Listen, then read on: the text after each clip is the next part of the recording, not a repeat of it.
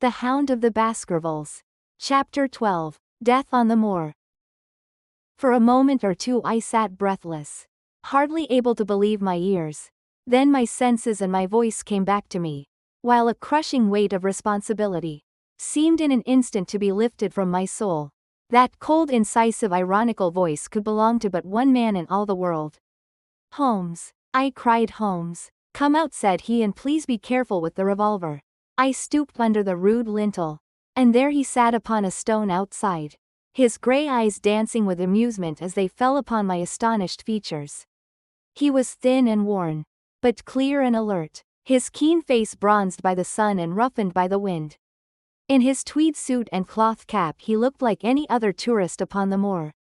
And he had contrived, with that cat-like love of personal cleanliness, which was one of his characteristics, that his chin should be as smooth and his linen as perfect as if he were in Baker Street. "I never was more glad to see anyone in my life," said I, as I wrung him by the hand. "Or more astonished, Well, I must confess to it. The surprise was not all on one side, I assure you. I had no idea that you had found my occasional retreat, still less that you were inside it, until I was within 20 paces of the door." "My footprint, I presume?" "No, Watson. I fear that I could not undertake to recognize your footprint amid all the footprints of the world. If you seriously desire to deceive me, you must change your tobacconist. For when I see the stub of a cigarette marked Bradley, Oxford Street, I know that my friend Watson is in the neighborhood. You will see it there beside the path. You threw it down, no doubt, at that supreme moment, when you charged into the empty hut." "Exactly. I thought as much. And knowing your admirable tenacity, I was convinced that you were sitting in ambush, a weapon within reach, waiting for the tenant to return." "So you actually thought that I was the criminal?" "I did not know who you were, but I was determined to find out." "Excellent, Watson. And how did you localize me?" "You saw me perhaps on the night of the convict hunt, when I was so imprudent as to allow the moon to rise behind me." "Yes, I saw you then. And have no doubt searched all the huts until you came to this one?" "No, your boy had been observed, and that gave me a guide where to look. The old gentleman with the telescope, no doubt. I could not make it out when first I saw the light flashing upon the lens." He rose and peeped into the hut. "Ha, I see that Cartwright has brought up some supplies. What's this paper? So you have been to Coombe Tracey, have you?" "Yes. To see Mrs. Laura Lyons?" "Exactly. Well done. Our researches have evidently been running on parallel lines, and when we unite our results, I expect we shall have a fairly full knowledge of the case." "Well, I am glad from my heart that you are here, for indeed the responsibility and the mystery were both becoming too much for my nerves. But how in the name of wonder did you come here? And what have you been doing?" "I thought that you were in Baker Street working out that case of blackmailing." "That was what I wished you to think." "Then you use me and yet do not trust me," I cried with some bitterness. "I think that I have deserved better at your hands, Holmes. My dear fellow, you have been invaluable to me in this as in many other cases. And I beg that you will forgive me if I have seemed to play a trick upon you. In truth, it was partly for your own sake that I did it. And it was my appreciation of the danger which you ran, which led me to come down and examine the matter for myself. Had I been with Sir Henry and you, it is confident that my point of view would have been the same as yours. And my presence would have warned our very formidable opponents to be on their guard. As it is, I have been able to get about, as I could not possibly have done had I been living in the hall. And I remain an unknown factor in the business, ready to throw in all my weight at a critical moment. But why keep me in the dark? For you to know could not have helped us, and might possibly have led to my discovery. You would have wished to tell me something, or in your kindness you would have brought me out some comfort or other. And so an unnecessary risk would be run. I brought Cartwright down with me. You remember the little chap at the express office, and he has seen after my simple wants. A loaf of bread and a clean collar. What does man want more?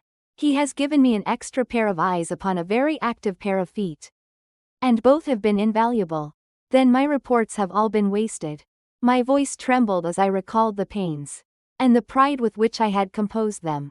Holmes took a bundle of papers from his pocket. "Here are your reports, my dear fellow. And very well thumbed, I assure you. I made excellent arrangements, and they are only delayed 1 day upon their way.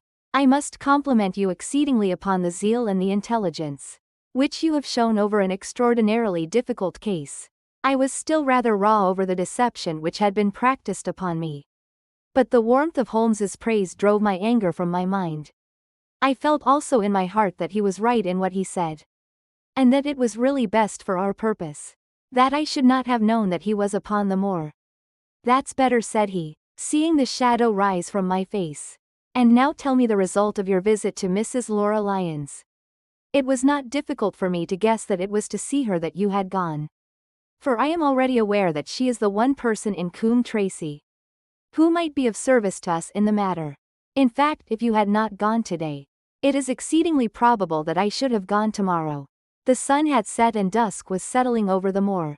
The air had turned chill and we withdrew into the hut for warmth. There, sitting together in the twilight, I told Holmes of my conversation with the lady. So interested was he that I had to repeat some of it twice before he was satisfied. This is most important, said he when I had concluded. It fills up a gap which I had been unable to bridge in this most complex affair. You are aware perhaps that a close intimacy exists between this lady and the man Stapleton? I did not know of a close intimacy. There can be no doubt about the matter. They meet, they write, there is a complete understanding between them. Now this puts a very powerful weapon into our hands. If I could only use it to detach his wife. His wife? I am giving you some information now, in return for all that you have given me. The lady who has passed here as Miss Stapleton is in reality his wife. Good heavens, Holmes, are you sure of what you say? How could he have permitted Sir Henry to fall in love with her? Sir Henry's falling in love could do no harm to anyone except Sir Henry. He took particular care that Sir Henry did not make love to her, as you have yourself observed. I repeat that the lady is his wife and not his sister. But why this elaborate deception? Because he foresaw that she would be very much more useful to him in the character of a free woman. All my unspoken instincts, my vague suspicions, suddenly took shape and centered upon the naturalist. In that impassive, colorless man, with his straw hat and his butterfly net, I seemed to see something terrible. A creature of infinite patience and craft, with a smiling face and a murderous heart. It is he then who is our enemy. It is he who dogged us in London. So I read the riddle. And the warning. It must have come from her. Exactly. The shape of some monstrous villainy, half seen, half guessed, loomed through the darkness which had girt me so long. But are you sure of this, Holmes? How do you know that the woman is his wife? Because he so far forgot himself as to tell you a true piece of autobiography. Upon the occasion when he first met you, and I dare say he has many a time regretted it since. He was once a schoolmaster in the north of England. Now there is no one more easy to trace than a schoolmaster. There are scholastic agencies by which one may identify any man who has been in the profession. A little investigation showed me that a school had come to grief under atrocious circumstances, and that the man who had owned it, the name was different, had disappeared with his wife.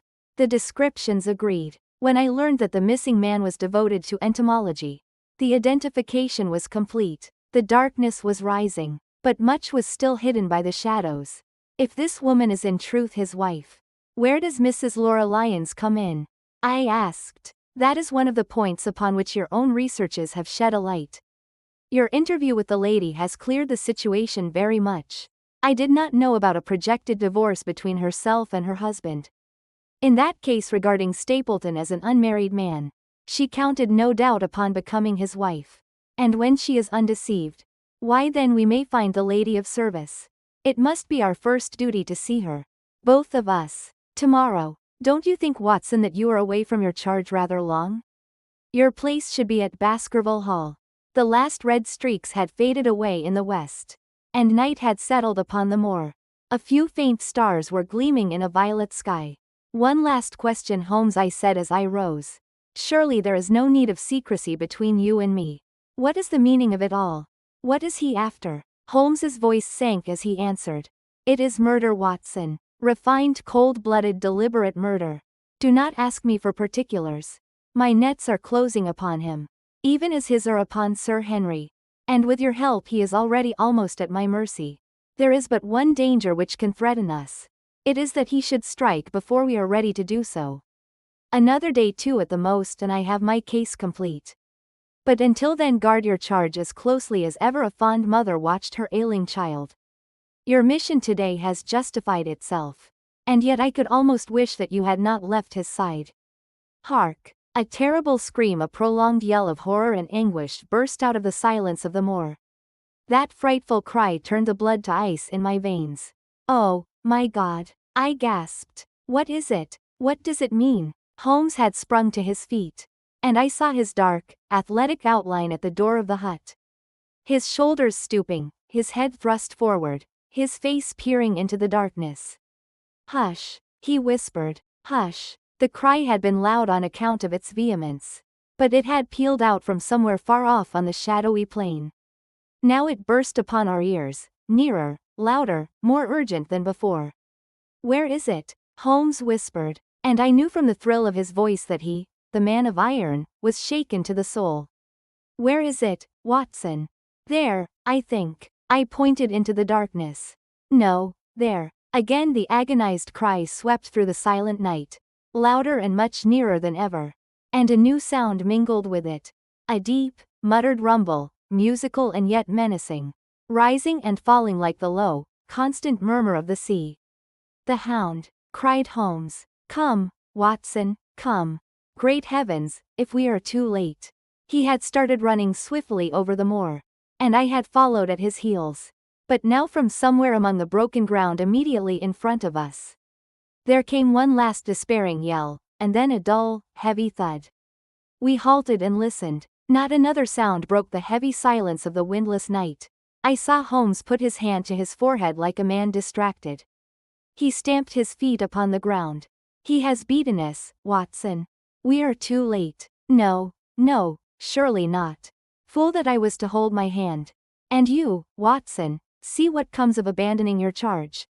But, by heaven, if the worst has happened we'll avenge him. Blindly we ran through the gloom. Blundering against boulders, forcing our way through gorse bushes. Panting up hills and rushing down slopes. Heading always in the direction whence those dreadful sounds had come. At every rise Holmes looked eagerly round him. But the shadows were thick upon the moor. And nothing moved upon its dreary face. Can you see anything? Nothing. But, hark, what is that? A low moan had fallen upon our ears. There it was again upon our left. On that side a ridge of rocks ended in a sheer cliff which overlooked a stone-strewn slope. On its jagged face was spread-eagled some dark, irregular object. As we ran towards it the vague outline hardened into a definite shape. It was a prostrate man face downward upon the ground. The head doubled under him at a horrible angle. The shoulders rounded and the body hunched together as if in the act of throwing a somersault. So grotesque was the attitude that I could not for the instant realize that moan had been the passing of his soul. Not a whisper, not a rustle, rose now from the dark figure over which we stooped.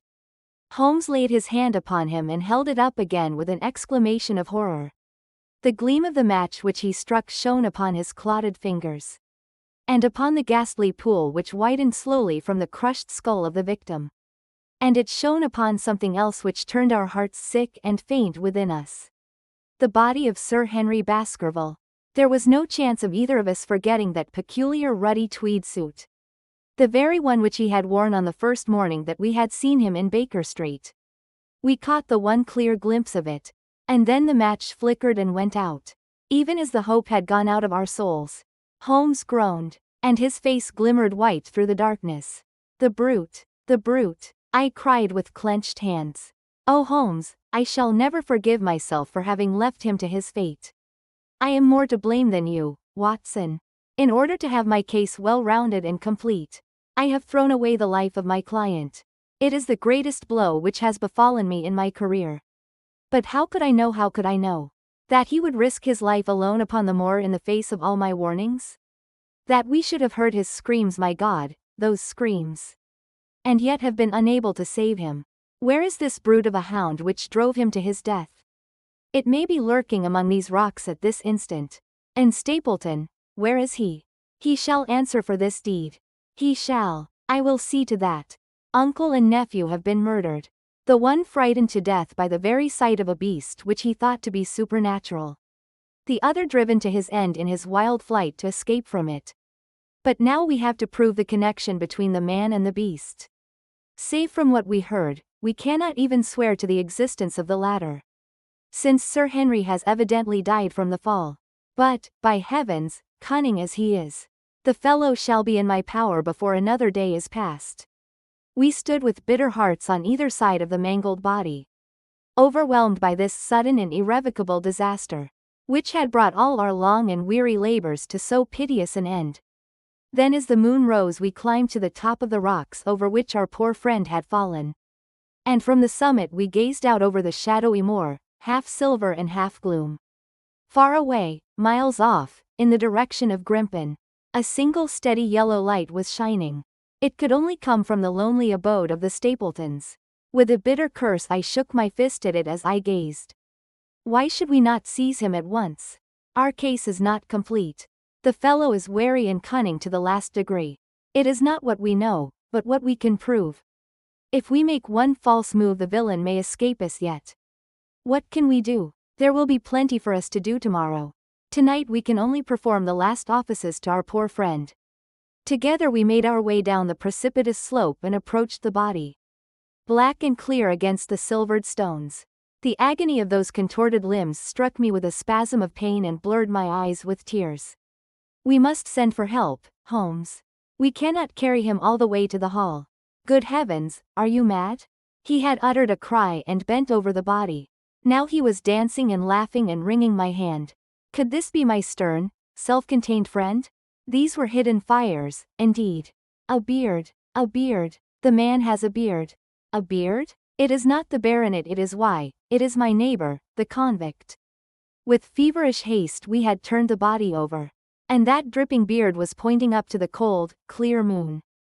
There could be no doubt about the beetling forehead, the sunken animal eyes. It was indeed the same face which had glared upon me in the light of the candle from over the rock. The face of Selden, the criminal. Then in an instant it was all clear to me. I remembered how the baronet had told me that he had handed his old wardrobe to Barrymore. Barrymore had passed it on in order to help Selden in his escape. Boots, shirt, cap, it was all Sir Henry's. The tragedy was still black enough. But this man had at least deserved death by the laws of his country. I told Holmes how the matter stood, my heart bubbling over with thankfulness and joy. Then the clothes have been the poor devil's death, said he. It is clear enough that the hound has been laid on from some article of Sir Henry's. The boot which was abstracted in the hotel, in all probability. And so ran this man down. There is one very singular thing, however. How came Selden, in the darkness, to know that the hound was on his trail? He heard him. To hear a hound upon the moor would not work a hard man like this convict into such a paroxysm of terror. That he would risk recapture by screaming wildly for help. By his cries he must have run a long way after he knew the animal was on his track. How did he know? A greater mystery to me is why this hound, presuming that all our conjectures are correct. I presume nothing. Well, then, why this hound should be loose tonight. I suppose that it does not always run loose upon the moor. Stapleton would not let it go unless he had reason to think that Sir Henry would be there. My difficulty is the more formidable of the two. For I think that we shall very shortly get an explanation of yours, while mine may remain forever a mystery. The question now is, what shall we do with this poor wretch's body? We cannot leave it here to the foxes and the ravens.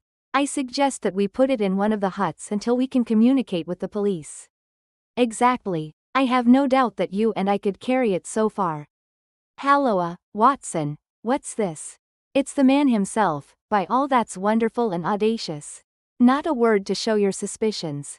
Not a word, or my plans crumble to the ground. A figure was approaching us over the moor. And I saw the dull red glow of a cigar. The moon shone upon him. And I could distinguish the dapper shape and jaunty walk of the naturalist. He stopped when he saw us, and then came on again. Why, Dr. Watson, that's not you, is it? You are the last man that I should have expected to see out on the moor at this time of night. But, dear me, what's this? Somebody hurt? Don't tell me that it is our friend Sir Henry. He hurried past me and stooped over the dead man. I heard a sharp intake of his breath and the cigar fell from his fingers. Who's this? He stammered. It is Selden, the man who escaped from Princetown. Stapleton turned a ghastly face upon us. But by a supreme effort he had overcome his amazement and his disappointment. He looked sharply from Holmes to me. Dear me, what a very shocking affair. How did he die? He appears to have broken his neck by falling over these rocks. My friend and I were strolling on the moor when we heard a cry. I heard a cry also. That was what brought me out. I was uneasy about Sir Henry. Why about Sir Henry in particular? I could not help asking.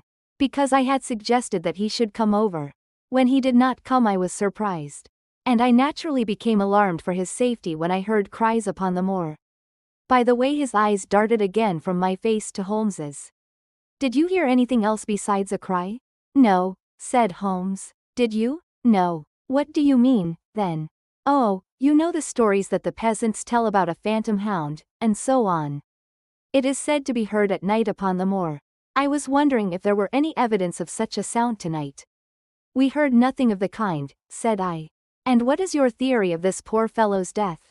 I have no doubt that anxiety and exposure have driven him off his head. He has rushed about the moor in a crazy state and eventually fallen over here and broken his neck. That seems the most reasonable theory, said Stapleton. And he gave a sigh which I took to indicate his relief. What do you think about it, Mr. Sherlock Holmes? My friend bowed his compliments. You are quick at identification, said he. We have been expecting you in these parts since Dr. Watson came down. You are in time to see a tragedy. Yes, indeed. I have no doubt that my friend's explanation will cover the facts. I will take an unpleasant remembrance back to London with me tomorrow. Oh, you return tomorrow? That is my intention. I hope your visit has cast some light upon those occurrences which have puzzled us. Holmes shrugged his shoulders. One cannot always have the success for which one hopes. An investigator needs facts and not legends or rumors. It has not been a satisfactory case. My friend spoke in his frankest and most unconcerned manner. Stapleton still looked hard at him. Then he turned to me. I would suggest carrying this poor fellow to my house. But it would give my sister such a fright that I do not feel justified in doing it. I think that if we put something over his face he will be safe until morning. And so it was arranged. Resisting Stapleton's offer of hospitality, Holmes and I set off to Baskerville Hall, leaving the naturalist to return alone. Looking back we saw the figure moving slowly away over the broad moor. And behind him that one black smudge on the silvered slope, which showed where the man was lying who had come so horribly to his end. We're at close grips at last, said Holmes as we walked together across the moor. What a nerve the fellow has. How he pulled himself together in the face of what must have been a paralyzing shock. When he found that the wrong man had fallen a victim to his plot. I told you in London, Watson, and I tell you now again, that we have never had a foeman more worthy of our steel. I am sorry that he has seen you. And so was I at first. But there was no getting out of it. What effect do you think it will have upon his plans now that he knows you are here? It may cause him to be more cautious. Or it may drive him to desperate measures at once. Like most clever criminals, he may be too confident in his own cleverness. And imagine that he has completely deceived us. Why should we not arrest him at once? My dear Watson, you were born to be a man of action. Your instinct is always to do something energetic. But supposing, for argument's sake, that we had him arrested tonight. What on earth the better off should we be for that? We could prove nothing against him. There's the devilish cunning of it. If he were acting through a human agent we could get some evidence. But if we were to drag this great dog to the light of day, it would not help us in putting a rope round the neck of its master. Surely we have a case. Not a shadow of one, only surmise and conjecture. We should be laughed out of court if we came with such a story and such evidence. There is Sir Charles's death. Found dead without a mark upon him. You and I know that he died of sheer fright. And we know also what frightened him. But how are we to get 12 stolid jurymen to know it? What signs are there of a hound? Where are the marks of its fangs? Of course we know that a hound does not bite a dead body. And that Sir Charles was dead before ever the brute overtook him. But we have to prove all this. And we are not in a position to do it. Well, then, tonight? We are not much better off tonight. Again, there was no direct connection between the Hound and the man's death. We never saw the Hound. We heard it, but we could not prove that it was running upon this man's trail. There is a complete absence of motive. No, my dear fellow. We must reconcile ourselves to the fact that we have no case at present. And that it is worth our while to run any risk in order to establish one. And how do you propose to do so? I have great hopes of what Mrs. Laura Lyons may do for us. When the position of affairs is made clear to her. And I have my own plan as well. Sufficient for tomorrow is the evil thereof. But I hope before the day is past to have the upper hand at last. I could draw nothing further from him. And he walked, lost in thought, as far as the Baskerville gates. Are you coming up? Yes, I see no reason for further concealment. But one last word, Watson. Say nothing of the Hound to Sir Henry. Let him think that Selden's death was as Stapleton would have us believe. He will have a better nerve for the ordeal which he will have to undergo tomorrow. When he is engaged, if I remember your report aright, to dine with these people. And so am I. Then you must excuse yourself and he must go alone. That will be easily arranged. And now, if we are too late for dinner, I think that we are both ready for our suppers.